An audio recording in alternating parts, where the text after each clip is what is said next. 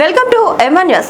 Janasena party అధ్యక్షుడు ఆంధ్రప్రదేశ్ ఉప ముఖ్యమంత్రి కొణిదెల పవన్ కళ్యాణ్ ఇటీవల ముంబైలో కుడిభుజానికి శస్త్రచికిత్స చేయించుకున్న నేపథ్యంలో ఆయన త్వరగా సంపూర్ణ ఆరోగ్యంతో కోలుకొని ప్రజాసేవలో తిరిగి చురుకుగా పాల్గొనాలని ఆకాంక్షిస్తూ వరంగల్ నగరంలోని శ్రీ భద్రకాళి దేవస్థానంలో ప్రత్యేక పూజలు నిర్వహించారు. జనసేన పార్టీ రాష్ట్ర నాయకురాలు డాక్టర్ పద్మజాదేవి ఆధ్వర్యంలో జరిగిన ఈ కార్యక్రమంలో ఆలయ అర్చకులు నాగరాజు శర్మ, సంతోష్ శర్మ ప్రత్యేక పూజలు నిర్వహించి పవన్ కళ్యాణ్ త్వరగా కోలుకోవాలని ప్రార్థించారు.